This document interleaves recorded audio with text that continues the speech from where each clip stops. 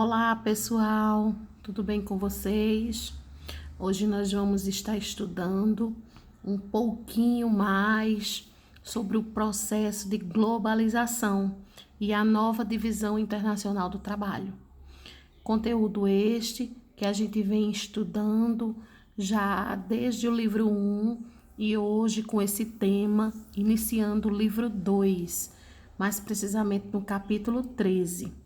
Então, quando falamos de globalização, nós estamos falando de um processo que foi justamente o resultado do capitalismo.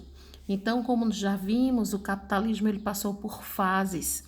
A fase inicial, que foi justamente as grandes navegações, depois tivemos o capitalismo que buscava justamente mercado consumidor e o que estamos no capitalismo atual, que é o capitalismo financeiro, que busca justamente mais lucro, mais capital. Então, à medida que o tempo vai passando, esse capitalismo ele vai avançando e os níveis de tecnologia e globalização cada vez mais vão aumentando. Então, para a gente entender um pouquinho mais, a gente vai dar uma volta na história em que a gente vem falando sobre a desigualdade que existe no nosso planeta. Então, o subtema é desigualdade planetária. Então, quando nós começamos a observar essa desigualdade, no caso das condições de vida da população, elas se dão justamente pela medição que é levada em consideração os índices de desenvolvimento humano. Então, essa desigualdade no modelo capitalista, ela só aumenta cada vez mais. Observamos que na atualidade nós temos algumas potências, né? O mundo deixou de ser bipolar e ele passa a ser multipolar. Então, nós temos como potências atuais países da Europa, temos os Estados Unidos e temos o Japão. Esses três aí, no caso, União Europeia, Estados Unidos e Japão, eles são as potências atuais. E essas potências, eles cada vez mais se desenvolvem no processo tecnológico. E junto com essa tecnologia vem a divisão internacional do trabalho. Antes, algumas profissões que existiam, hoje não existem mais. E começam a surgir profissões diferentes, que é justamente o resultado desse desenvolvimento tecnológico. Aqui nós temos essa tabela que vem mostrar uma comparação do PIB do ano de 2016.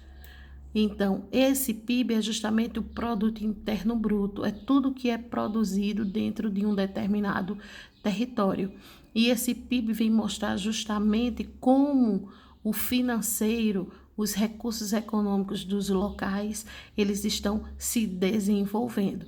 Então, podemos observar que nesses países aqui listados, a gente observa que os que estão localizados nos países que são as potências, eles vão apresentar um PIB elevado, como nós podemos ver aqui, ó, Reino Unido, França, Alemanha, Japão, Estados Unidos, Bélgica e Itália. Esses aqui a gente observa que tem um PIB elevado. Isso mostra que a industrialização, a tecnologia, ela é mais evidente. Isso, no caso, em 2016. Temos também alguns países que estão num processo de desenvolvimento, que vai apresentar um PIB mediano, que são esses daqui, ó. Brasil, México, Coreia, Argentina, África, Turquia e China. E existe o que possui uma industrialização pouco eficiente, que são os países que apresentam uma qualidade de vida muito ineficiente. Então, de acordo com aquela tabela, nós temos esse mapa aqui, ó. Quanto mais escuro eu tenho a tonalidade, eu venho ter a concentração de economia. E à medida que a cor vai se tornando mais clara, a gente vai vendo que vai diminuindo esses recursos econômicos. Então, podemos observar mais uma vez que onde estão distribuídos os recursos econômicos é na minoria dos países, onde mostra justamente essa desigualdade. É poucos países tendo muito dinheiro e muitos países tendo pouco dinheiro. E isso vem mostrar a desigualdade social nos quesitos que se trata de IDH, Índices de Desenvolvimento Humano. Então, à medida que o tempo foi passando, essas tecnologias foram sendo modificadas e automaticamente também foram sendo evidenciadas as nomenclaturas. Então, na divisão do Internacional do Trabalho atual, a gente vai ter da seguinte forma: a gente vai ter os países subdesenvolvidos, industrializados, e temos os países subdesenvolvidos não industrializados. Então, quando eu tiro União Europeia, quando eu tiro Estados Unidos, quando eu tiro o Japão, que são as potências da atualidade, o que vai sobrar são justamente os países subdesenvolvidos. Só que vai haver uma diferença entre eles. Os subdesenvolvidos que possuem industrialização eficiente e existem os subdesenvolvidos que não possuem uma industrialização eficiente. De todas as formas, esses países subdesenvolvidos, eles vão depender dos países desenvolvidos. É uma troca. Os desenvolvidos dependem do sub para mandar matéria-prima e material de tecnologia do trabalho, como também eles vão buscar isso nos outros países. Então, há uma troca. Os subdesenvolvidos dependem dos desenvolvidos e os desenvolvidos também precisam dos subdesenvolvidos, em uma parcela menor, mas precisam. Quando nós falamos da produção e da comercialização dos produtos que são feitos nas indústrias de tecnologia eficiente ou não, sejam elas nas grandes potências ou nos países subdesenvolvidos, precisa haver um mercado consumidor. Então, à medida que o tempo vai passando, nós começamos a observar que as formas de comercialização vai sendo modificado. Então, antes, esses produtos eles eram comercializados e eram transportados apenas pelo transporte rodoviário, na maioria das vezes, o transporte marítimo ou aéreo. Na atualidade, a gente conta com um processo multimodal, que é quando eles utilizam vários meios de transporte, aquele que vai se adequar melhor para a movimentação dessas mercadorias e o destino delas. Então, essa produção, além de haver uma dependência de potências para os países desenvolvidos ou dos subdesenvolvidos para as grandes potências, eles vão se precisar de mercado consumidor, que é um dos motivos, que é um dos objetivos do sistema capitalista. É gerar lucro, é comprar, é ter mercado consumidor para utilizar-se dessas mercadorias e gerar cada vez mais capital. Na atualidade, os portos cada vez mais eles estão sendo utilizados como forma de transporte, ou seja, os contêineres que são enviados nos navios cargueiros que estão espalhados por todas as partes do mundo, eles cada vez mais viabilizam esse transporte de mercadorias.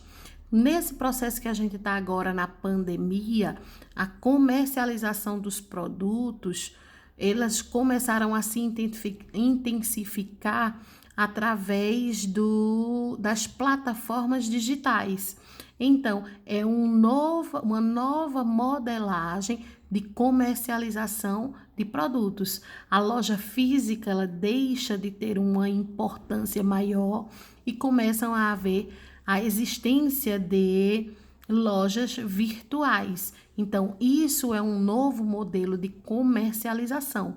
Agora, esses produtos, para chegarem até nós consumidores, eles passam por várias etapas e que, na maioria das vezes, em larga escala.